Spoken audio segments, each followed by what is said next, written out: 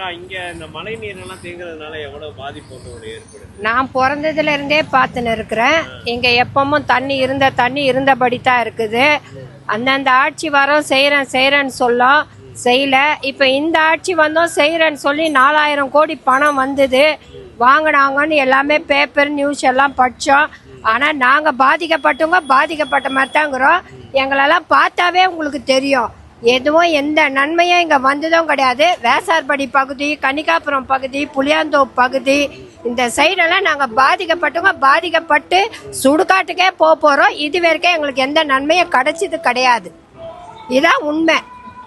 சும்மா செய்யறேன்னு வாங்க, மோட்டர் வச்சு அந்த நேரத்துக்கு தண்ணி எடுப்பாங்க. அது கூட இந்த வருஷம் தான் இதை செய்யறாங்களே தவிர இது வரைக்கும் இந்த அளவு தண்ணியில போனதுக்கெல்லாம் நாங்க போய்க்கின்னு வந்து தான் ட்ராக்கு மேலேயே நடந்து பெரம்பூர்ல தான் போய் சிங்கிள் டீ குடிச்சிட்டு வருவோம்.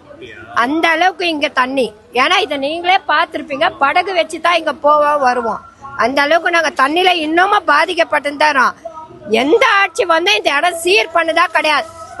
பண்றேன்னு சொல்ல வேண்டியதுதான். அந்த நேரத்துக்கு ஒரு 1000 ரூபாய் தரேன், இதை பிரி தரேன், அதை பிரி தரேன்னு சொல்லிட்டு எங்களை இப்படித்தான் ஒரே அமக்கலம் பண்றாங்க. தண்ணி வந்துடுச்சு, 1000 ரூபாய் தரேன், 2000 ரூபாய் தரேன், 3000 ரூபாய் தரணுமா, அதுவும் கிடையாது.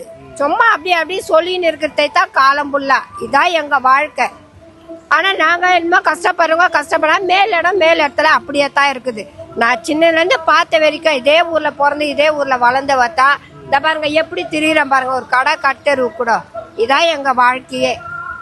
யாருக்கும் எந்த நன்மையும் செஞ்சதில்லை. செய்யறேன்னு சொல்றது தான் பெருசு தவிர எந்த நன்மையும் நடந்தது கிடையாது. இதை நீங்க கேக்குறதுனால நாங்க இந்த மாதிரி பாக்குறீங்க பாரு, எப்படி புள்ள குட்டிங்க எப்படி இருக்கிறோம் பாருங்க. ஆனா போங்க செய்யறேன்னு